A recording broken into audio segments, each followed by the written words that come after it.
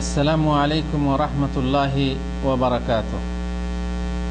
আলহামদুলিল্লাহি রাব্বিল আলামিন ওয়াস সালাতু ওয়াস সালামু আলা রাসূলিহিল কারীম ওয়া আলা আলিহি ওয়া সাহবিহি আজমাইন।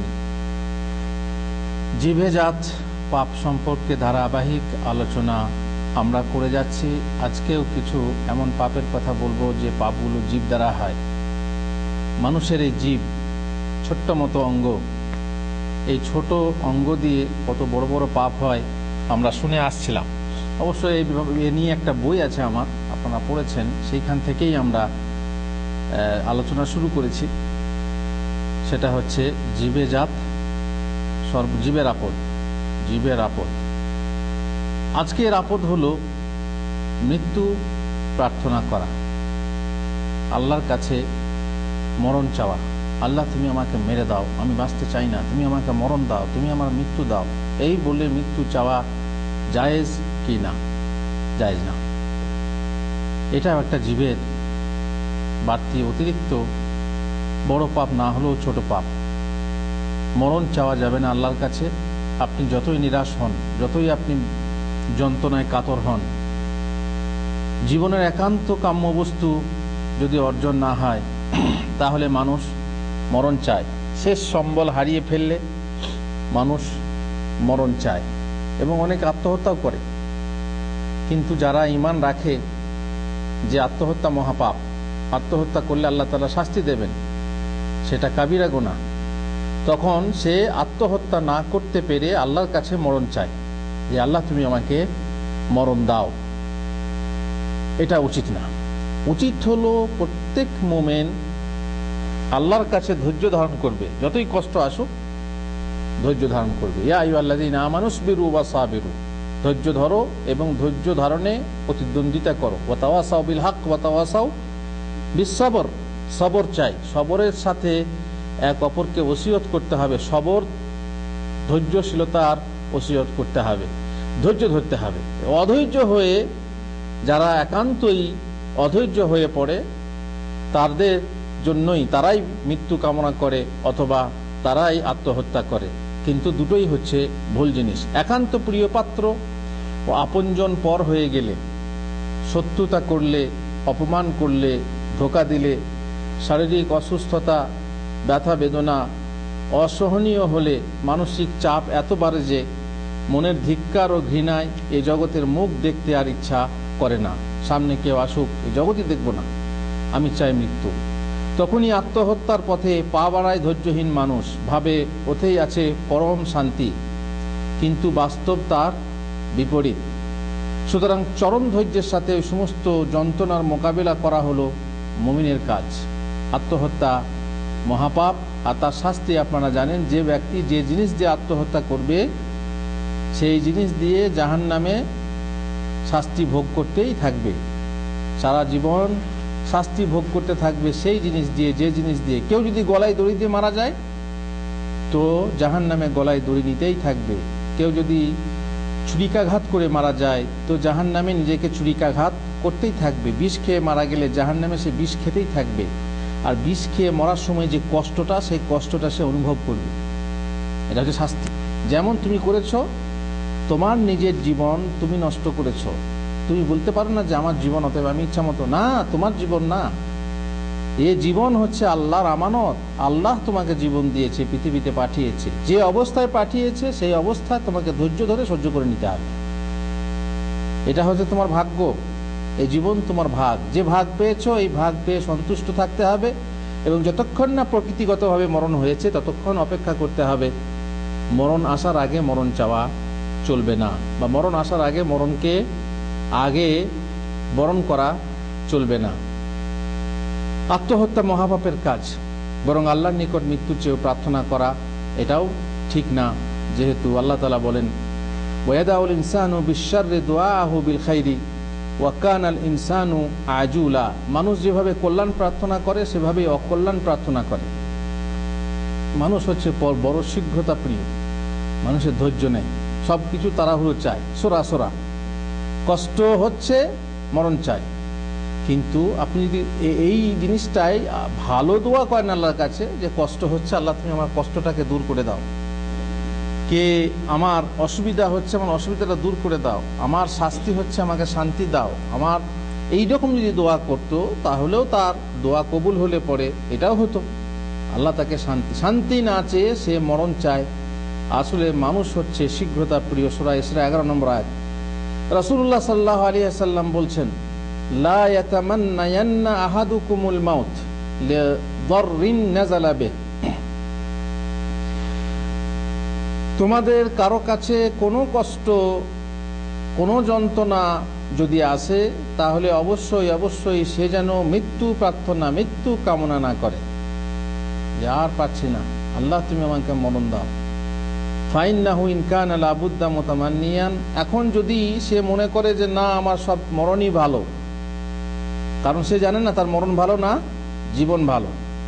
হয়তো বা তার জীবন ভালো, কিছুদিন ইবাদত করবে, তওবা তিল্লে করে নিজেকে প্রস্তুত করতে পারবে, সেসবের কিছু যত ইবাদত করবে তার মর্যাদা বর্ধন হবে, তার মর্যাদা বর্ধন হবে। আগে থেকে মরতে চাওয়া মোটেই বুদ্ধিমানের কাজ না। এখন যদি সে মনে করে যে আমাকে মরতেই হবে, আমার ইবাদতও হয় না অথচ পাপ হয়ে যাচ্ছে, যত রয়েছি, যত জীবনে বেঁচে আছি তত আমাকে ছেলেরা দেখতে পারে না, মেয়েরা দেখতে পারে না, বউ দেখতে পারে না, মা বাপ দেখতে পারে না, আমাকে ঘৃণা করছে, আমাকে গালাগালি করছে, আমাকে তুচ্ছ করছে, আমার খিদমত করছে না, কি আমার বিছানায় পেশাব পায়খানা হওয়ার জন্য পরিষ্কার পরিচ্ছন্ন পবিত্রতা কেউ করে না। এই সময়ে এছাড়া কোনো উপায় নেই যে আল্লাহ গো তুমি আমাকে মরণ দিয়ে আমাকে শান্তি দাও আর বাকি লোকদেরকেও শান্তি দাও। কিন্তু তুমি যে শান্তি পাবে তার কোনো গ্যারান্টি আছে? মরণের পর তুমি যে শান্তি পাবে তার কোনো গ্যারান্টি নেই। সুতরাং আমাকে মরণ দিয়ে শান্তি দাও। হ্যাঁ, যদি সেরকম কাজ করা থাকে যে হ্যাঁ ইনশাআল্লাহ শান্তি পাবো, তো শান্তির কথাই। এই জন্য রাসূলুল্লাহ সাল্লাল্লাহু আলাইহি ওয়াসাল্লাম বলছেন কেউ ডাইরেক্ট প্রার্থনা করবে না যে আমাকে মরণ দাও। তাহলে কিভাবে করবে? রাসূলুল্লাহ সাল্লাল্লাহু আলাইহি ওয়াসাল্লাম বলছেন যদি একান্তই তাকে করতে হয় তাহলে সে বলবে আল্লাহুম্মা আহিনি মা কানাতিল হায়াতু খায়রাল্লি, আল্লাহুম্মা আহিনি মা কানাতিল হায়াতু খায়রাল্লি ওয়া তাওয়াফানি ইযা কানাতিল ওয়াফাতু খায়রাল্লি। আল্লাহ জানি না আমার মরণ ভালো না জীবন ভালো, যদি আমার জন্য মরণ ভালো হয় তো আমাকে মরণ দাও, আর জীবন ভালো হয় তাহলে বাঁচিয়ে রাখো। হ্যাঁ, এই হচ্ছে বুদ্ধিমানের কাজ। কারণ আপনি জানেন না যে মরণের পর আপনার কি হবে।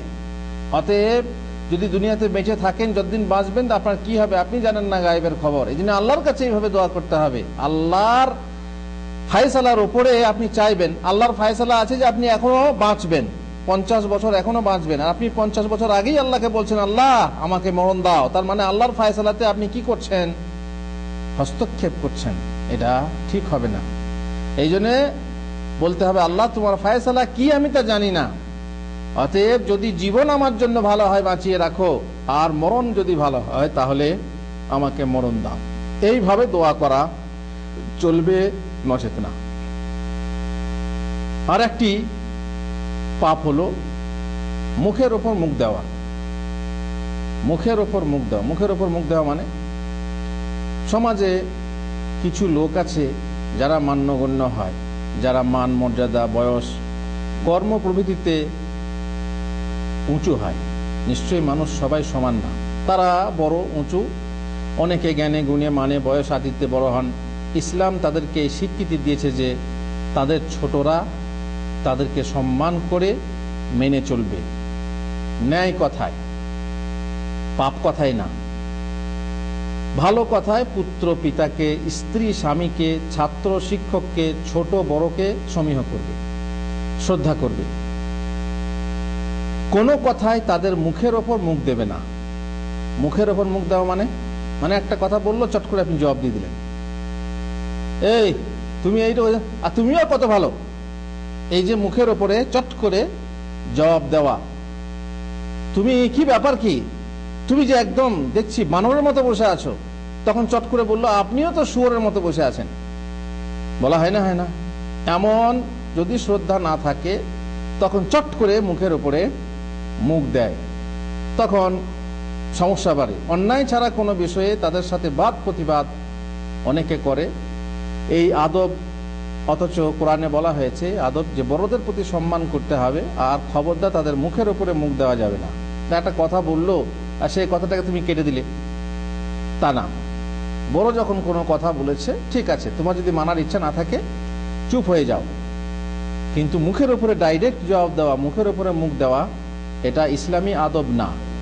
কোরআন মাজিদে নবী সাল্লাল্লাহু আলাইহি সাল্লামের প্রতি যে আদব শেখানো হয়েছে, আর আমাদের সবচেয়ে বড় শ্রদ্ধেয়কে, বড় সম্মানীয় রাসূলুল্লাহ সাল্লাল্লাহু আলাইহি সাল্লাম, তার নিচে সাহাবীগণ, এবার তাদের সাথে কিভাবে ব্যবহার করতে হবে, সাহাবীরা কিভাবে নবী সাল্লাল্লাহু আলাইহি সাল্লামের সঙ্গে ব্যবহার করবে, জানলেই আমরা জানবো যে আমাদের সাধারণ লোকেরা বড় মানুষদের সঙ্গে, আলেম ওলামার সঙ্গে কি রূপ ব্যবহার করবে।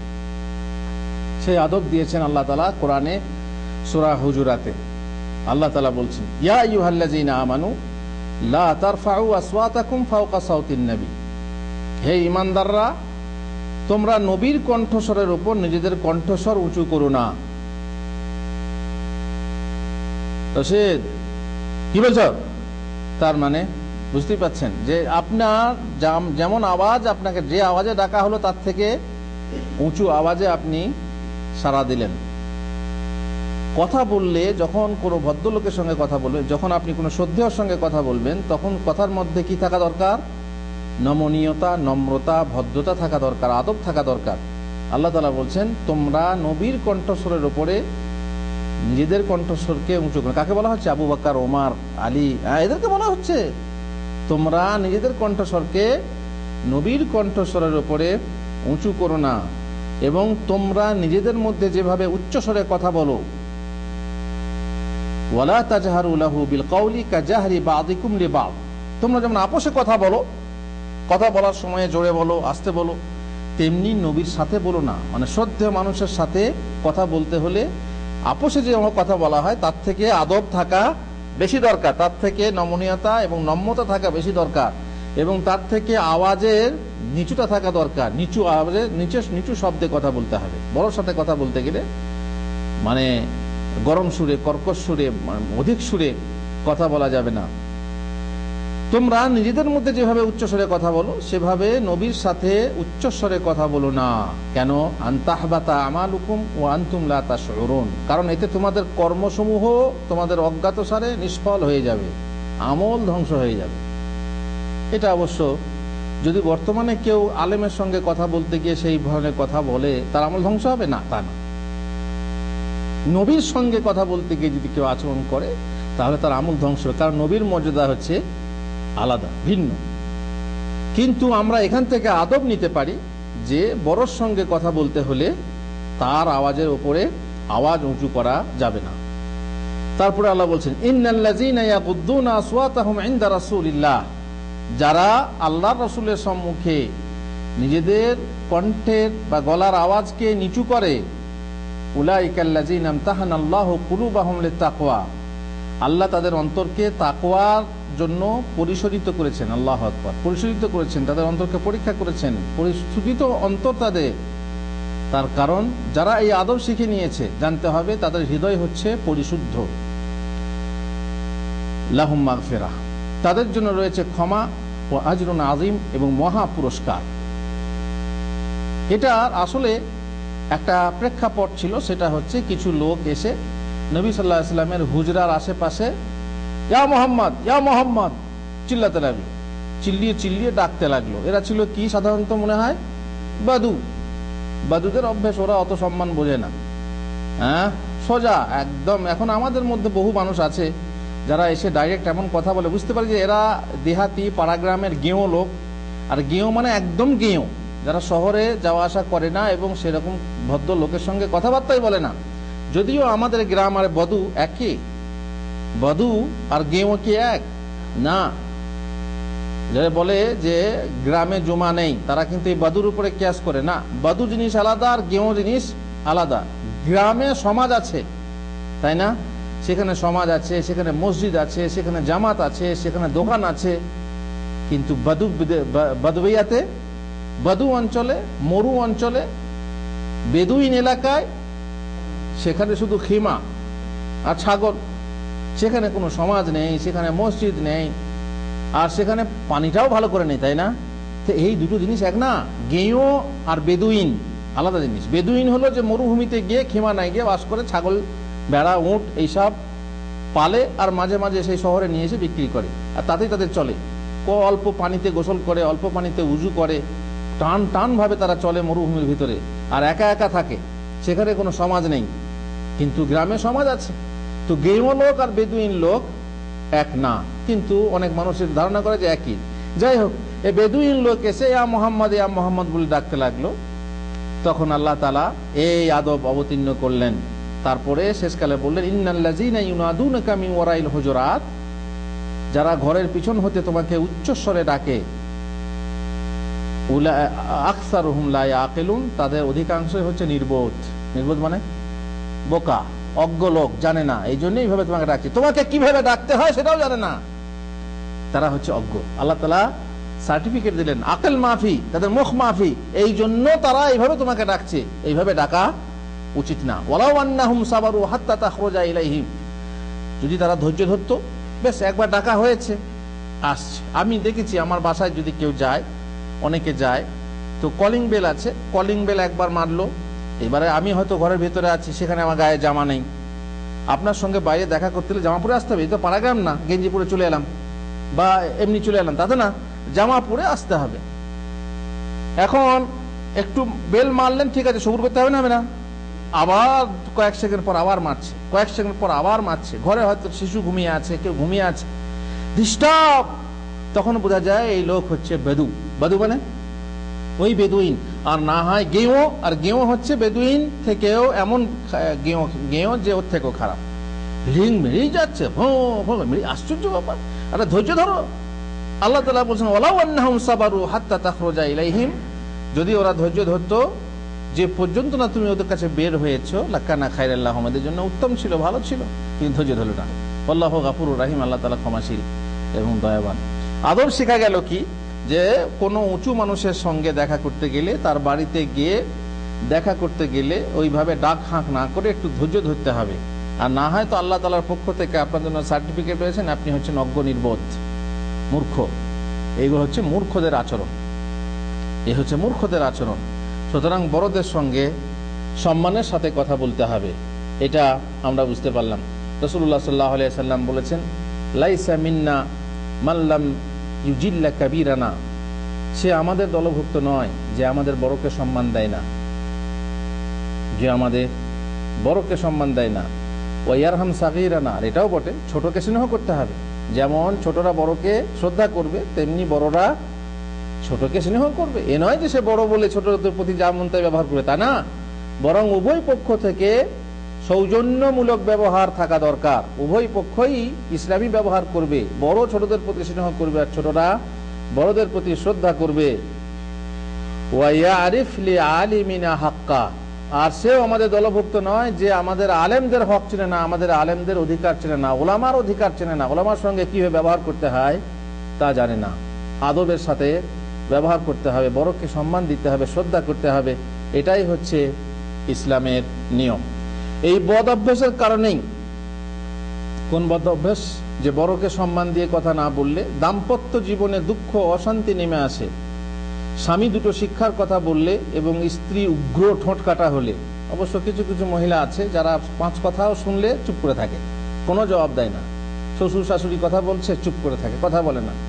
আর কোনো মেয়ে আছে, একটা কথা বললেই চট করে গলায় কামড় দেয়, যেন গলায় টিপে ধরতে আসছে।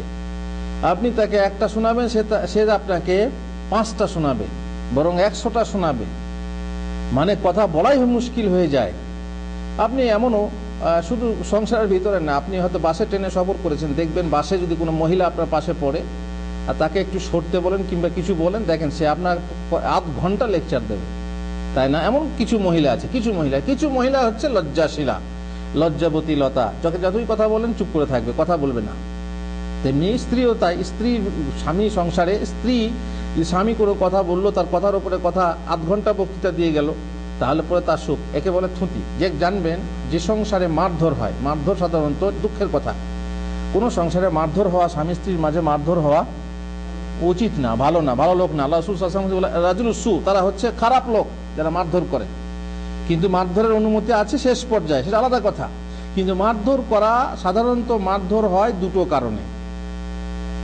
জেনে রাখবেন, স্বামী যদি জান্দেল হয় আর স্ত্রী যদি সেরকম হয়, তার মানে এ সংসারে স্বামী স্ত্রীর সংসারে পূজার ব্যাপারটাই বলি, পুজো যদিও আমাদের ভেতরে নেই তবু পুজো মানে স্বামী চাই পুজো স্ত্রীর কাছ থেকে। আর কোন স্ত্রী আছে, কোন স্ত্রী আছে যে স্বামীর কাছ থেকে পূজা চায়, কোন স্বামী আছে যে স্ত্রীর কাছ থেকে পূজা চায়। সাধারণত স্বামী হচ্ছে দেবতা, তাই না? কারণ রাসূলুল্লাহ সাল্লাল্লাহু আলাইহি ওয়াসাল্লাম বলেছেন যে স্বামী হচ্ছে স্ত্রীর কাছে সিজদা যোগ্য, কিন্তু আল্লাহ ছাড়া সিজদা হারাম বলে সে তাকে সিজদা করতে পারে না, কিন্তু সিজদার যোগ্য এই পাওয়ার তাকে দেওয়া হয়েছে। তাহলে পূজনীয় হলো কে? স্বামী, স্ত্রী পূজনীয় নয়। কিন্তু কোন স্ত্রী আছে সে পূজনীয়া হতে চায়, তার আভিজাত্য গর্ব আছে, সে বড় লোকের বেটি, সে আমির জাদি, সে শাহজাদি, এই জন্য স্বামী ছোট, তার থেকে শিক্ষায় ছোট, জ্ঞানে ছোট, কি টাকা পয়সায় ছোট, বাস সে চায় যে স্বামী তার কেনা গোলাম অথবা বানর, যেমন নাচাবো তেমনি সে নাচবে, এরকম চায়। তাহলে পূজা যদি উভয় পক্ষ থেকে চায়, জানবেন সে সংসারে কোনো শান্তি নেই। আর যদি স্বামী স্ত্রীর মধ্যে একজন পূজা চায় আর একজন পূজারী, একজন পূজনীয়, একজন হচ্ছে পূজারী, যদি স্বামী পূজনীয় হয়, স্ত্রী একদম বাস পূজারী, তার মানে স্বামী যা বলবে তাই, এ সংসারে বিশাল সুখ, এ হচ্ছে জান্নাতের সংসার, তাই না? কিংবা এর উল্টো, স্ত্রী পূজা চায় আর স্বামী হচ্ছে পূজারী, মা ইচ্ছাময়ী যা বলবে ইচ্ছাময়ী সব কিছু হবে, খালাস, কোনো বিরক্তি করবে না, কোনো প্রতিবাদ করবে না, ইচ্ছাময়ী যা বলছে, বউ যা বলছে তাই, এতেও শান্তি আছে, এ সংসারেও শান্তি আছে, ভেড়া সংসারেও শান্তি আছে। আর ওই রকম যদি স্ত্রী হয় যে একদম পূজারিনী, স্বামীর পূজা করে, পূজা মানে বুঝতে পারছেন পূজা মানে কি, মানে যে যা বলে সেই মতো চলে, তাহলে পরে সেই সংসারেও শান্তি আছে। সংসার কোন সংসারে শান্তি নেই? যে সংসারে স্বামী স্ত্রী উভয়ই কি চায়? পূজা চায়। ও বলে আমিও পূজা চাই, ও বলে আমি পূজাটা দেবে কে? এই যখন পূজা পায় না তখন তারা আপোষে কি করে? লড়াই করে। জেনে রাখবেন যে সংসারে মারধরের কারণ হচ্ছে, একমাত্র কারণ হচ্ছে মহিলার মুখ চালানো।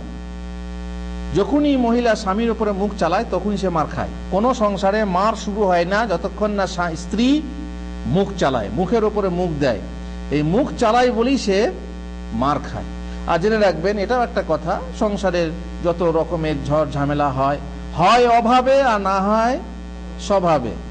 হয় অভাব এসেছে, অভাবের মাঝে সে সংসার ওই রকম চলে, আর স্বভাবেও হয় কোনো মানুষ তাদের অভ্যেসটাই এরকম, কথায় কথায় ঝগড়া, কথায় কথায় এরকম যদি হয় তাহলে বড় কঠিন। তো বেশিরভাগ ক্ষেত্রে যখন স্ত্রী মুখ চালায় তখন কিন্তু সেই সংসারে কি হয়? মারধর হয়। অবশ্য কোন সংসারে উল্টা হয়, মানে স্ত্রী স্বামীকে মারে, তাই না? স্ত্রী স্বামীকে মারে, এমনও সংসার আছে। আর যদি স্বামী সত্যিই ভালো লোক হয় তো তার এই মহিলার সতীন জান্নাত থেকে কি বলে যে ওকে কষ্ট দিস না, মানে এই তো অভিশপ্ত মহিলা, তো ওকে কষ্ট দিস না, ও তো কিছুদিনকার মেহমান, কিছুদিন পর তোকে ছেড়ে আমাদের কাছে এসে যাবে, তাই না? এমন মহিলা আছে যে তার স্বামীকে ঝাঁটার বাড়ি পর্যন্ত মারে, আল্লাহুল মুস্তাআন, তবুও সে স্বামী সংসার করে। যে বললাম পূজারী আর পূজারিনী, পূজা কি বলে পূজনীয়। তো এইরকম অবস্থা যদি হয়, মহিলা যদি মুখ না চালায় তাহলে কিন্তু মারধর হয় না। কথা বললে ঠিক আছে, একটা কথা বললে চুপ হয়ে যাও, চুপ থেকে যাও, কথার উপরে কথা দিও না। আর সে যদি বলে তুমি এই কাজটা করলে কেন, তুমি বড় একটা খারাপ কথা বললো, তুমি মনে করো গরুর মতো কাজ করলে, এবার মহিলা বলে তুমিও গরুর মতো কাজ করলে, কিংবা তুমি ভেড়ার মতো কাজ করলে, এইভাবে হতে হতে হতে হতে কেউ ছোট হবে না, তখন কি হবে? শেষ পর্যন্ত কোথায় যাবে? শেষ পর্যন্ত যাবে হাতে যাবে। এই গোয়ার্তুমির কারণে সংসারে মারধর হয় আর মহিলারা মার খায়। দেখবেন যে কোনো সংসারে মারধর হয়, মহিলা মার খায়, বহু অভিযোগ করে, সে সংসারের মধ্যে সেই মহিলার মাঝে এই গুণটা আছে যে সে মুখের উপরে মুখ দেয়, স্বামীর মুখের উপরে মুখ দেয়, স্বামীর কথাকে পরোয়া তো করে না, উল্টে আবার তার কথাকে কাটে, এবং মুখের উপরে মুখ দেওয়ার ফলে, ঠোঁট কাটা হওয়ার ফলে অথবা পাশ্চাত্য ঘেঁষা হলে আর রেহাই নেই, আর উপায় নেই। স্বামী কিছু বলি, এটা কেন করলে? বেশ করেছি। এটা কেন করলে না? অত পারবো না, তুমি করে নাও। স্বামী জ্বলে পুড়ে মাশাআল্লাহ লাঙল ধরে এলো, কত কষ্ট করে এলো বাড়িতে এসে, তারপরে সে মহিলা ছেলেকে হয়তো দুধ দিচ্ছে, সে এলো, ওকে একটু পানি দাও তো, স্ত্রীর কাছে পানি চাওয়া অন্যায়? দেখতে পাচ্ছ না আমি কি করছি, দেখতে পাচ্ছ না আমি আমার রান্না চড়ানো আছে, আমার এই নানা রকম ওজোর দিয়ে স্বামীকে, আর স্বামী যদি শান্ত হয় তো মেনে নিল, আর শান্তি না হলে তো হাল পাচন আছেই সাথে, তাই না? এখনো তো পাচন রাখেনি হাতে, পাচনই বলেন না, গরুকে যে মারা হয় হাল পাচন, বুঝতেই পাচ্ছেন, সোজা গিয়ে পড়বে পিঠে। তো এটা স্বাভাবিক ব্যাপার। কিন্তু যদি সংসারের মধ্যে একটা সমঝোতা থাকে যে হ্যাঁ স্ত্রী তার সীমারেখার ভিতরে কথা বলবে, তাহলে পরে সে মার খাবে না। সে বল কিছু মনে করো না, তুমি এক গ্লাস ঢেলে খাও। কথার একটা আছে তো, কথার মাধুর্যের মাধ্যমে আপনি আপনার স্বামীকে ভোলাতে পারেন। কথায় বলে যে তুফানেতে নাইতে নারে সেই বা কেমন নেয়ে, নেয়ে বুঝেন তো, নৌকো যে চালায়, হ্যাঁ, তুফানেতে নাইতে নারে সেই বা কেমন নেয়ে, আর স্বামীর মন জোগাতে নারে সেই বা কেমন মেয়ে। স্বামীর একটা পুরুষের মন জোগাবে, এমনি তো মেয়েরা ফাঁসায় ছেলেদেরকে, তাই না? কিন্তু একটা স্বামী, তার বিয়ে হয়েছে, তাকে আর ফাঁসাবে না, তাকে তার মনটাকে আর জোগাবে না, তার মনটাকে আর খুশ করবে না। এ এক সমস্যা, যার ফলে সংসারের বিশেষ অনেক অশান্তি আসে। এই ঠোঁটকাটা উগ্র মেয়েদেরকে নিয়ে সংসারে শান্তি হয় না। বেশ করেছি, অত পারি না, অত পারি না, তুমি করো গা, তুমি করো, তুমি এটা করো গা, কেন তুমি নামাজ পড়ছো, তুমি পড়ো গা, তুমি জান্নাতে যাও গা। এই এক এক রকমের জব দিয়ে মহিলা স্বামীকে ছোট করে দেয়, কলহ বেড়ে যায়, অনেক সময় অশান্তির বাতাস ঝড়ে পরিণত হয়, নেমে আসে বিচ্ছেদের বজ্রবাহী মেঘ, তালাক তালাক তালাক বলার সময় চলে আসে, তাই না? অনেক মানুষ তালাক বলতেও খুব সহজ, আর মেয়েদের মুখে তো লেগেই থাকে আমাকে তালাক দাও, আমি তোমার ভাত খাবো না, আমি থাকবো না। যদি মেয়েদের হাতে তালাক থাকতো তাহলে তালাক যে কত হতো আর কত যে হিল্ডে করা হতো, তাই না? এটা বলাই নেই, মেয়েদের হাতে তালাক নেই। মেয়েরা বলে তালাক দাও, আমাকে তালাক দাও, কিন্তু স্বামী তালাক বললেই কি হয়ে যাবে, খালাস তালাক। তো তালাকের পর্যায়ে এসে যায়, এমন অবস্থা, এমন পরিস্থিতির সৃষ্টি হয় সংসারে। এ ধরনের ঝামেলা অধিকাংশই হয় অভাবে, নচেৎ স্বভাবে। মূলে কিন্তু থাকে ওই বলগাহীন জীব। এই যে জীব, মহিলার জীবের কারণে মার খান, মহিলার জীবের কারণে তালাক পায়। তো এই হচ্ছে মোটামুটি যে মুখের ওপরে মুখ দেওয়া একটা খারাপ অভ্যাস। আপনি যদি ছাত্র হন, আপনি ওস্তাদের মুখের ওপরে মুখ দিলে আপনি ইলম পাবেন না। আপনি যদি আপনার জামাতের আলেমের সাথে তর্ক করেন, তো সে আলেম আপনার প্রতি হিতাকাঙ্ক্ষী হবে না, আপনি ইলম পাবেন না। তেমনি আপনি যদি পিতামাতার প্রতি এইভাবে মুখ চালান, বড়র প্রতি সম্মান না দেখান, তো আপনি স্নেহ পাবেন না। তেমনি আপনি যদি স্ত্রী হন, স্বামীর প্রতি এরকম দুর্ব্যবহার, মুখের উপর মুখ দেন, তাহলে আপনিও সংসারে সুখ পাবেন না। যদি সংসারে না পান, জান্নাতে তো পাবেনই না। আপনাদেরকে বলেছি, এক মিস্ত্রি, সে তার বউকে মাটি দেওয়ার পর, সবাই দোয়া করে কিনা, হাত তুলে দোয়া করে, কেউ না তুলে দোয়া করে। তো হাত তুলে দোয়া অবশ্য নেই, আছে এমনি দোয়া করে। তো একজন খেয়াল করে দেখছে যে সে তার স্বামী, যে মহিলা মারা গেছে, তার স্বামী ইশারা করে করে বলছে তোকে তালাক তালাক তালাক, 3 তালাক। সে অবাক হয়ে গেল লোকটা, বলছে কি ভাই, তুমি এখানে কবরের উপরে তালাক কেন দিচ্ছ? তো বলছে ভাই বলো না, আমি বিয়ে করে সারা জীবন আমাকে জ্বলিয়েছে, ভয় হয় যদি আমার সঙ্গে জান্নাতে যায়, জান্নাতেও আমাকে জ্বলাবে, এই জন্য তালাক দিয়ে দিলাম। বুঝতে পারছেন, তালাক হবে এটা, কিন্তু জানের জ্বালাতে করছে। যদি ঘটনা সত্য হয়, শুনছি নাকি সত্য, পত্রিকা এসেছে, যদি ঘটনা সত্য হয়, তার মানে ও জানের জ্বালাতে করছে, জানের ডাহাতে করছে, সারা জীবন গেছে আর মরেছে, আপদ গেছে। এই জন্যে মরণের পরেও তালাক দিতে হতো জীবন থাকতে, তাহলে পরে ও আর আখিরাতেও সঙ্গে হতো না। কিন্তু মরে যাওয়ার পর তালাক দেওয়ার কোনো মানে হয় না। সে আখিরাতে তার সঙ্গে যদি জান্নাতে যায়, তাহলে এত ওই রকম মেয়ে জান্নাতে যাবে বলে মনে হয় না। যার স্বামী মরার সময়ে তার প্রতি সন্তুষ্ট নয়, সে জান্নাতে যাবে বলে মনে হয় না, আশা করা যায় না। আল্লাহ তাআলার ইচ্ছা, সেটা আলাদা কথা, তার মধ্যে তৌহিদ থাকলে হয়তোবা বেহেশতে যাবে।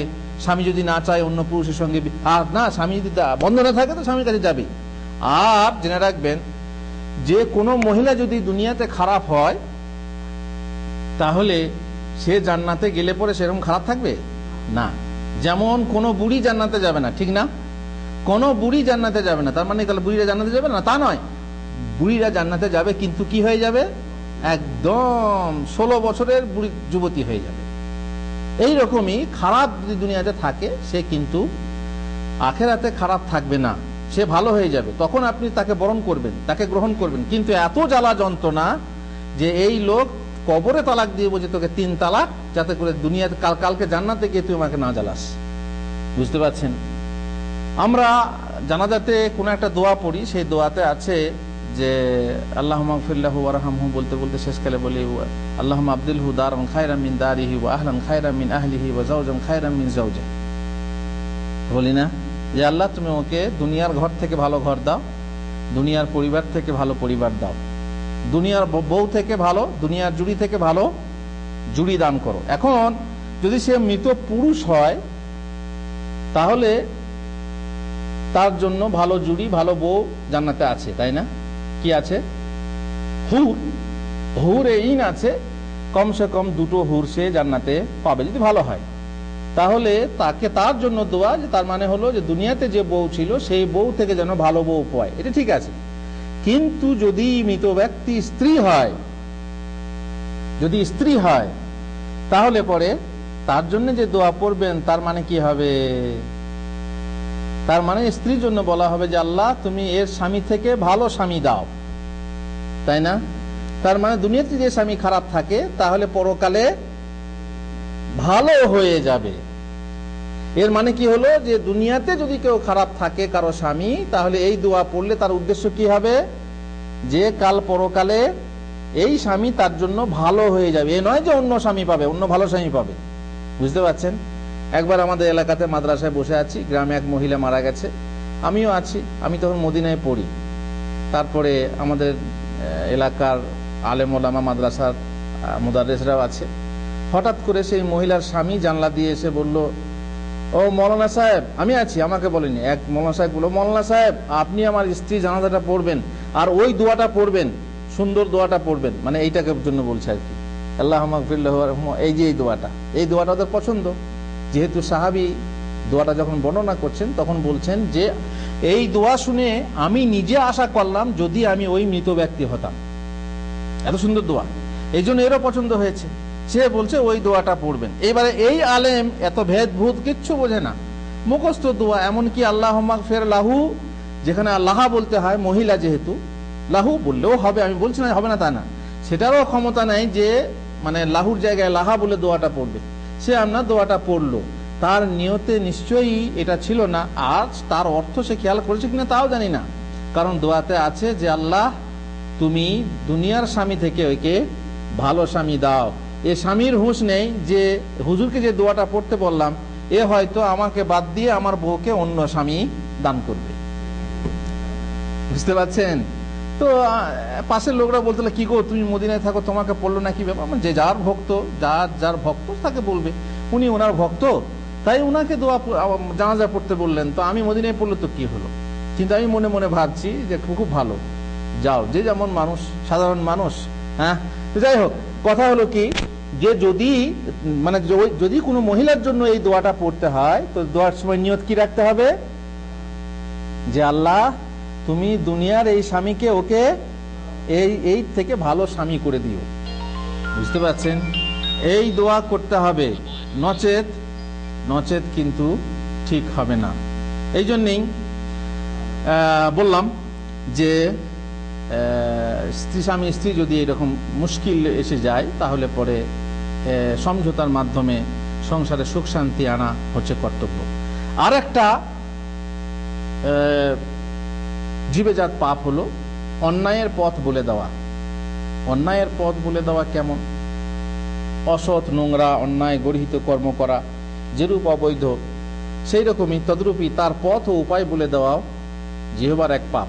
সুতরাং সিনেমা হল, বেশ্যালয়, মদ্যশালা, দরগা প্রভৃতি বিষয়ে কেউ যদি জিজ্ঞাসা করে যে ওগো বেশ্যাঘর কোন দিকে, তো আপনি বলবেন না? হ্যাঁ, কেউ যদি বলে সিনেমা হলটা কোন দিকে, তো আপনি বলবেন না? যদি আপনি বলে দেন তো আপনি অন্যায় সহযোগিতা করলেন, তাই না? অন্যায় করা হলো, তাহলে কি বলবেন? হ্যাঁ, তুমি খুঁজে নাও কিংবা অন্যকে জিজ্ঞেস করো। আপনি মিথ্যা বলবেন তাও বলা হবে না, যে আপনি হয়তো ওকে যেতে দেবেন না, তখন পশ্চিম দিকে আছে, আপনি বললেন পূর্ব দিকে, তাহলে মিথ্যা বলা হলো না। আপনি মিথ্যা বলবেন না, বরং আপনি বলুন তুমি নিজে খুঁজে নাও কিংবা অন্যকে জিজ্ঞাসা করো। জানি না বললেও কি হবে? যদি আপনি জানেন তাহলেও মিথ্যা হবে, অতএব জানি না বলাও হবে না, আর উল্টো দিক দেখালেও হবে না, বরং এই ধরনের কথা বলতে হবে যে তুমি নিজে খুঁজে নাও, কি অন্যকে জিজ্ঞেস করো ইত্যাদি। হ্যাঁ, তদরূপ চুরি, ব্যভিচার, অত্যাচার, প্রবঞ্চনা প্রভৃতির উপায় ও পদ্ধতি বাতলে দেওয়া মুসলিমদের জন্য বৈধ নয়। আপনি যাবেন উকিলের কাছে, কিভাবে কেসে জিততে হয় কত রকমের ফোন দিয়ে আপনাকে শেখাবে, তাই না? মিথ্যা, জাল জুচ্চুরি, সাইন, অমক তমক এসবগুলো শেখায় কে? হ্যাঁ, যাদেরকে উকিল বানানো হয়, কারণ তার উদ্দেশ্য হলো আপনাকে বাঁচানো, যে আপনি যে একজন অপরাধী সেটা দেখবে না। অপরাধীর পৃষ্ঠপোষক হওয়া হারাম, অপরাধীর পৃষ্ঠপোষকতা করা জায়েজ না। উকিল হলে অপরাধীর ওকালতি করা জায়েজ না, কিন্তু সে ফিস পায়, অতএব তার মুয়াক্কেলের সে যথাসাধ্য পৃষ্ঠপোষকতা করবে, সে তাকে বাঁচাবার চেষ্টা করবে। যদি মিথ্যার সাহায্য নিয়ে, খবরদার, এরকম জায়েজ না। চুরির পদ্ধতি বলে দেওয়া, ব্যভিচার। একজন বন্ধু আছে আপনার, সে একটা মেয়েকে ভালোবাসে, আপনি তাকে শেখাচ্ছেন এইভাবে কর, এইভাবে কর, তাহলে পড়বে, এইভাবে কর তাহলে ফাঁসবে, এইভাবে কর। এই যে হারামের পথ আপনি বাতলে দিচ্ছেন, এটা কি ব্যভিচারের পথ বাতলানো হলো? তেমনি অত্যাচার, প্রবঞ্চনা বিভিন্ন রকম ফাঁকি দিয়ে, কি তো ভাইকে ফাঁকি দিয়ে কিভাবে জমিটা লিখিয়ে নিবি, কিভাবে জমিটা এই করবি, এইভাবে ফাঁকি দেওয়ার ব্যবস্থাও অনেকে বলে থাকে। এগুলো মুসলিমদের জন্য বৈধ নয়। আল্লাহ তাআলা বলছেন, ওয়া তাআওয়ানু আলাল বিররি ওয়াত তাকওয়া ওয়ালা তাআওয়ানু আলাল ইসমি ওয়াল উদওয়ান। তোমরা সৎকাজ ও আত্মসংযমে পরস্পর সাহায্য সহযোগিতা করো, পাপ ও অবাধ্যাচরণে খবরদার একে অন্যের সহায়তা করো না। ওয়াত্তাকুল্লাহ ইন্নাল্লাহা শাদীদুল ইকাব। আর তোমরা আল্লাহকে ভয় করো, নিশ্চয়ই আল্লাহ শাস্তি দানে বড় কঠোর। আর একটা কথা বলে ছেড়ে দেবো, সেটা হচ্ছে অবৈধ কাজে অনুমতি দেওয়া। অনুমতি কে দেবে? যার কাছে অনুমতি আছে। সাধারণত বড় মানুষদের কাছেই অনুমতি থাকে। মুদির কাছে অনুমতি নিতে হবে, স্বামীর কাছে স্ত্রীর অনুমতি নিতে হবে, বা মায়ের কাছে অনুমতি নিতে হবে, ইত্যাদি ইত্যাদি। যারা বড় মানুষ তাদের কাছেই কোনো জায়গায় যাবেন, অনুমতি নিতে হবে।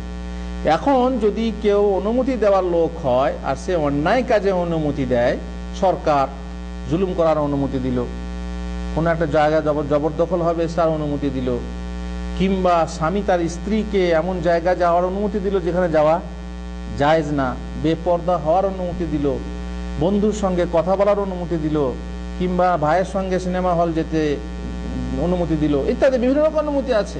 অন্যায় কাজে অনুমতি দেওয়া জায়েজ না।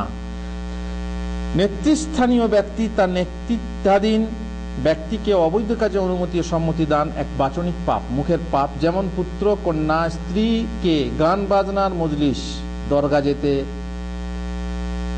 মূর্তি পূজা দেখতে যেতে, মেলা দেখতে যেতে ইত্যাদি পাপের জায়গা যেতে, স্ত্রী কন্যাকে বেপর্দায় বাইরে যেতে, বাজারে যেতে, বিয়ে ও মরা বাড়িতে যেতে।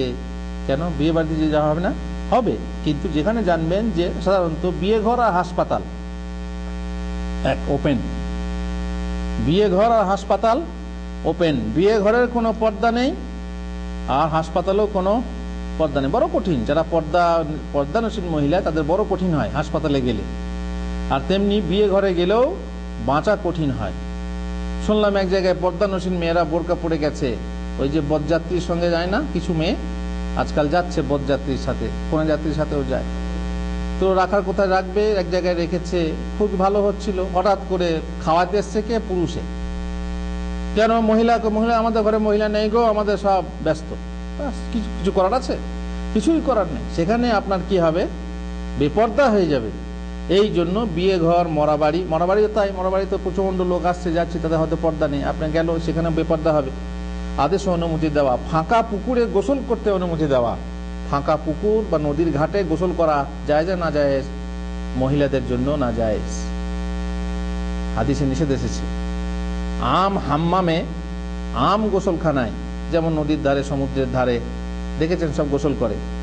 এখানে যেহেতু মহিলা শাড়ি খুলবে না, তার দেহের শাড়ি খুলবে, কাপড় পাল্টাবে, সেই ক্ষেত্রে জিন থেকে ইনসান পর্যন্ত বহু মানুষ তাদের প্রতি নজর রেখে থাকবে। অথচ হাদিসে আছে, যে মহিলা তার মায়ের বা নিজের ঘর ছাড়া অন্য জায়গায় কাপড় খুলে রাখে, অনেক মহিলা তো শাড়িখানা খুলে রেখে আবার তাদের অন্তর্বাস পরে গোসল করতে নামে, তাই না? তো তার সে যেন নিজের এবং আল্লাহর মাঝে যে পর্দা আছে ছিন্ন করে দেয়। তার মানে এটা একটা বড় পাপ। তো ফাঁকা পুকুরে গোসল করতে অনুমতি দেওয়া, হুজুর যাদের গোসলখানা বাড়িতে নেই তারা যারা বাধ্য আলাদা কথা, যারা পারছে না আলাদা কথা। মহিলার উচিত ফাঁকা পুকুরে গোসল না করে পানি তুলে নিয়ে এসে ঘরের ভেতরে গোসল করো। এত কঠিন? হ্যাঁ কঠিন, বাঁচতে হলে কঠিন। আজ বাঁচতে না চাও, আল্লাহ করিম, তাহলে ঠিক আছে করো, কিন্তু হিসাব লাগে। যদি তোমার প্রয়োজন হয় যে তোমার পর্দার সিস্টেম নেই, রাতের বেলায় পানি বাসায় তুলে নিয়ে আছে, এরকম বহু মহিলা আছে বাড়ির ভিতরে গোসল করে, এরকম করো। আর না হয় স্বামীকে বলো পানি এনে দেবে। ফাঁকা জায়গাতে গোসল করার অনুমতি স্বামী দেবে না। আর যদি স্বামী ভেড়া হয় তাহলে কথা, সে স্ত্রীকে পর্দায় রাখে না। অবশ্য পর্দা করার জন্য দুজনই দরকার, তাই না? স্বামী স্ত্রীর মনে চাই যে আমি পর্দা করবো, আর স্বামীর মনে চাই যে আমি স্ত্রীকে পর্দায় রাখবো, না হলে পর্দা করা বড় কঠিন। এখন ফাঁকা পুকুরে গোসল করতে অনুমতি দেবেন না, নদীর ঘাটে গোসল করতে অনুমতি দেবেন না। পরকীয় গৃহে যেতে ও থাকতে অনুমতি দেওয়া গেল। শালি সম্পর্কে শালি দোলা ভাইয়ের ঘরে ছেড়ে এলো, এক সপ্তাহ বেড়ালো, তাই না? আর দোলা ভাইয়ের সঙ্গে বুঝতেই পাচ্ছেন দেশে কেমন চানাচুরের মতো মিষ্টি টক ঝাল মিষ্টি চানাচুর আছে না দেশে, এই অবস্থা। এখন আপনি আপনার বউকে তার দোলা ভাইয়ের ঘরে রেখে এলেন, দিয়ে সে আপনার দোলা ভাইয়ের খেদমত করছে, থাকছে সেখানে। মাশাআল্লাহ, আপনি কত বড় উদার যে আপনি নিজে রান্না করে খাচ্ছেন আর দোলা ভাইয়ের খেদমত করাচ্ছেন, কি দিয়ে? বউ দিয়ে, তাই না? এইভাবে যদিও স্ত্রী থাকতে চায়, তাকে বলা হবে দেখো ওখানে পর্দার অসুবিধা আছে, তুমি থাকতে পারো না। হ্যাঁ, দোলা ভাই নেই, বউর কাছে থাকবে, বোনের কাছে থাকবে, সমস্যা নেই। কিন্তু যেখানে একজন এমন পুরুষ আছে যে তার মাহারাম নয়, সেই ঘরে তাকে ছেড়ে আসবে, রেখে আসবে, এটা হচ্ছে কার কাজ? ওই যে দাইয়ুস পুরুষের কাজ। বলছি আছে, হাদিসের কথায় আছে, পরপুরুষের সঙ্গে কথাবার্তা বলতে, সফর করতে অনুমতি দেওয়া এক টুকরা মাংসের জিহ্বার সুদূর প্রসারী বৃহৎ পাপ। এসব বিষয়ে মৌন সম্মতিও একই পর্যায়ভুক্ত। আপনি মুখে না বললেও, মুখে কথা বললেন না, সম্মতি দিলেন কিন্তু চুপ থেকে, মৌন সম্মতি, তাও একই।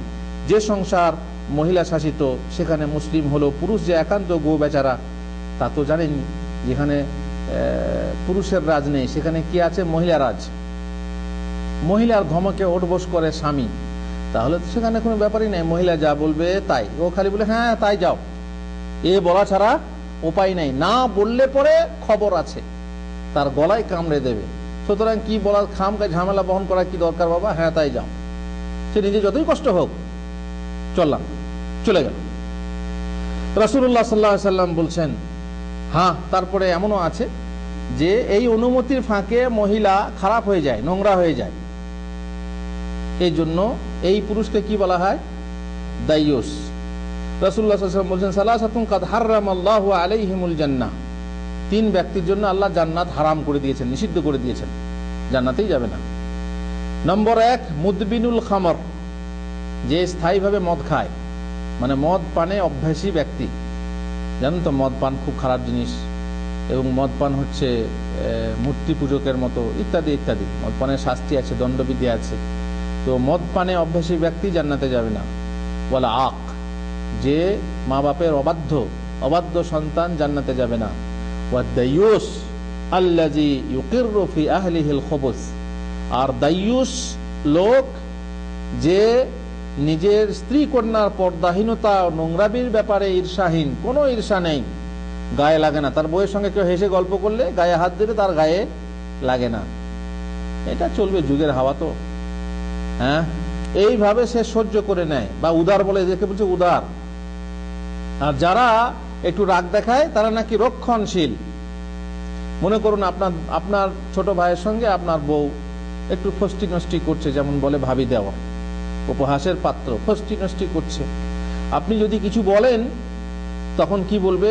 বলবে হচ্ছে রক্ষণশীল, গোঁড়া, যাও আয়নাতে বাঁধিয়ে রাখো গা, বউকে দেখতে দেবে না, ইত্যাদি ইত্যাদি। আর যদি কিছু না বলেন তা হচ্ছে উদার। আপনি হচ্ছেন উদার, আধুনিক মানুষ। এ দাইয়ুস হচ্ছে এই তথাকথিত উদারপন্থী, যে দাইয়ুস নিজের স্ত্রী কন্যার ব্যাপারে যদি ভালোবাসার কথা বলে, হ্যাঁ কোন ছেলে পছন্দ করেছিস, কে পছন্দ, কে বলতো বলতো, এই যে ভালোবাসাতে তার মেয়ের কাছে খবর নিচ্ছে যে তুই কাকে পছন্দ করেছিস। এইভাবে বহু রকমের পুরুষ বহু নোংরা কাজে অনুমতি দেয়। বন্ধুর সঙ্গে সিনেমা দেখতে যাবে, সমস্যা নেই। পরীক্ষা দিতে যাবে বন্ধুর সঙ্গে, বন্ধুকে ছেলে বন্ধুর সাথে মেয়েকে যেতে অনুমতি দিচ্ছে। এসে কলিং বেল টিপলো, কে না এসেছে, অমুক এসেছে, কে না ক্লাসমেট, ও আচ্ছা আচ্ছা যারে রিজিনা, যা যা দেখ অমুক এসেছে, বাস নিজেও গেল না, মাকেও কাকে পাঠালো, সরাসরি মেয়েকে। ঠিক আছে, অনেকে আবার অনুমতি দেয়। অনুমতি কেমন দেয়, মানে সুযোগ করে দেয়। ওই যে একটা কথা বলিনি মাঝে মাঝে, অনেক মানুষের মনের ভেতরে থাকে যে পছন্দ, ছেলে পছন্দ আছে, অতএব ঘটে তো ঘটে যাক, পটে তো পটে যাক, আর যদি বিয়েটা লাগে তো লেগে যাক। বলছে যে আমি প্রাইভেট পড়াতে গেছি, একমাত্র মেয়ে, সেই মেয়েকে পড়াচ্ছি, তার মা আছে বাড়িতে, মায়ের সামনে পড়ানো। হঠাৎ করে মা বলছে কি আমি একটু পাশের বাসা থেকে আসি, তোমরা পড়াশোনা করো। হ্যাঁ, তার মানে কি, ওই যে ঘটে তো ঘটে যাক, পটে তো পটে যাক। আর মা বাপ সবাই গল্প করছে, হঠাৎ করে ছেলে মেয়ের বন্ধু এলো, বসলো, তখন মা বাপ কি করে, আচ্ছা তোমরা গল্প করো, আমরা আসি, সরে যায়। কি দেয়, সুযোগ দেয়। ওই যে ঘটে তো ঘটে যাক, পটে তো পটে, এটা দায়ুস, এদেরকে বলে দায়ুস। কিন্তু আধুনিক পরিবেশের, আধুনিক পরিবারের এটাই হচ্ছে নীতি, এটা হচ্ছে মডার্ন। এরা হচ্ছে যে পাশ্চাত্য ঘেঁষা, এরা পাশ্চাত্যের এই জিনিসগুলোকে বরণ করে নিয়েছে, নিজেদের পরিবেশে রেখে তারা ছেলে মেয়েদের মাঝে স্বাধীন, সবাই নিজে নিজে স্বামী বেছে নেবে, সমস্যা কি। আগে স্বয়ংবর সভা হতো হিন্দুদের, এখন মেয়েরা নিজেরা স্বামী বেছে নিচ্ছে, কলেজ থেকেই, স্কুল কলেজ থেকেই বেছে নিচ্ছে, আর খুব প্রেম চলছে, মানে আপনার মোবাইলের যুগে। যাই হোক, কিন্তু রাসূলুল্লাহ সাল্লাল্লাহু আলাইহি ওয়াসাল্লাম বলছেন কুল্লুকুম রাইন ওয়া কুল্লুকুম মাসউলুন আন রাইয়াতিহি, প্রত্যেকেই তোমরা হচ্ছে দায়িত্বশীল, আর কাল কিয়ামতের দিনে দায়িত্বশীলতা সম্পর্কে প্রত্যেককে জিজ্ঞাসা করা হবে, ছাড়া হবে না, জিজ্ঞাসা করা হবে তুমি কিভাবে তোমার দায়িত্ব পালন করেছো। ইমাম রাইন, রাষ্ট্রের, দেশের রাষ্ট্র নেতা হচ্ছে দায়িত্বশীল, তাকে দেশের জনগণের ব্যাপারে প্রশ্ন করা হবে, মাসউলুন আন রাইয়াতিহি। ওয়া রাজুলু রাইন ফি আহলিহি, আর পুরুষ হচ্ছে তার পরিবারের দায়িত্বশীল, ওয়া হুয়া মাসউলুন আন রাইয়াতিহি, সেও তার দায়িত্বশীলতা পরিবার সম্পর্কে, তার ছেলে মেয়ে সম্পর্কে জিজ্ঞাসিত হবে। ওয়াল মারআতু রাইয়াতুন ফি বাইতি যাওজিহা, আর মহিলা হলো তার স্বামীর বাড়িতে দায়িত্বশীলা, তার স্বামীর বাড়ির ভিতরে কি হচ্ছে।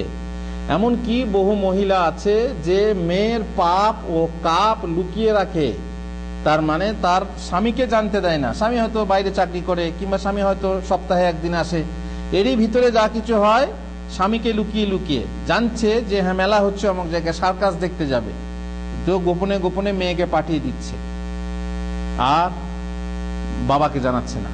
কোথাও বেড়াতে যাবে, মার্কেটে যাবে, বাবা জানছে আমার মেয়ে খুব ভালো আছে, কিন্তু ভেতরে ভেতরে ভেতরে ভেতরে ওই যে বেল থাকে না, বেলে কিছু বেল আছে, ওপরটা খুব ভালো, আর ভেতরে কি থাকে, পোকা লেগে যায়, কয়েক বেল বলে।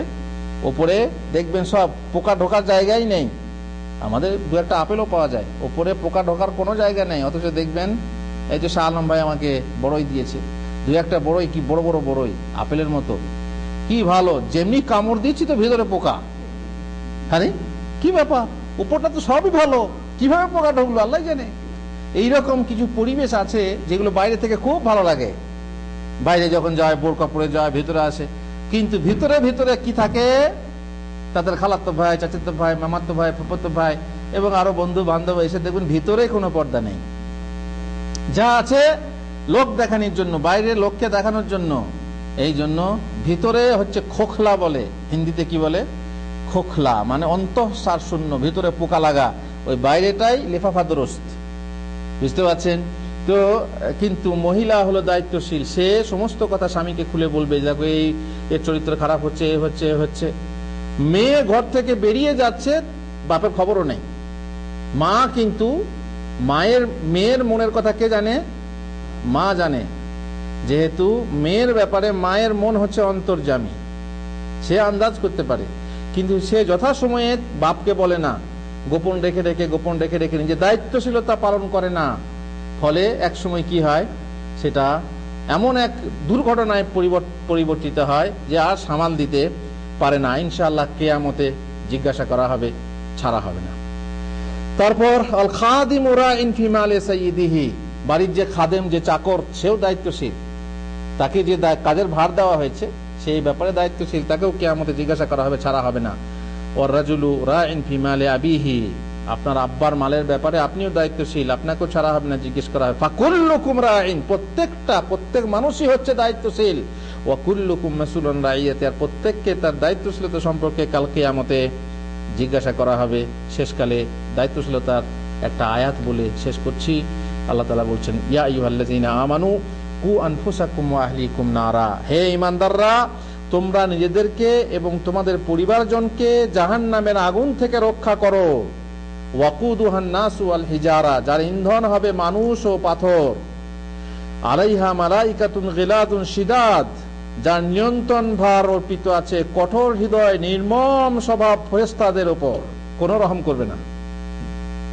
যতই চিল্লাও, যতই কষ্ট পাও, কোনো রকমের রহম করবে না। লা ইয়াসুনাল্লাহ মা আমারাহুম, যারা আল্লাহ তাদেরকে যা আদেশ করেন তা লঙ্ঘন করেন না। ওয়া ইয়াফআলুনা মা ইউমারুন, আর যা করতে তারা আদিষ্ট তাই করেন, কোনো রকমে এদিক সেদিক করবেন না। সুতরাং বুঝতেই পাচ্ছেন যে পরিবারের ব্যাপারে আপনার দায়িত্ব আছে, সে দায়িত্ব আপনি পালন করুন, আপনার পরিবারকে আপনি রক্ষা করুন। আর খবরদার অবৈধ কাজে কাউকে অনুমতি দেবেন না। অবৈধ কাজে অনুমতি দিলে আপনাকে তার ভার গ্রহণ করতে হবে, কিয়ামতের দিনে জবাবদিহি করতে হবে। আল্লাহ তাআলা আমাদেরকে তৌফিক দেন। রব্বানা আতিনা ফিদ দুনিয়া হাসানা ওয়া ফিল আখিরাতি হাসানা ওয়া কিনা আযাবান নার। রব্বানা হাব লানা মিন আজওয়াজিনা ওয়া যুররিয়াতিনা কুররাতা আয়ুন ওয়াজআলনা লিল মুত্তাকিনা ইমামা। ওয়া সাল্লাল্লাহু আলা নাবিয়িনা মুহাম্মদ ওয়া আলা আলিহি ওয়া সাহবিহি আজমাইন।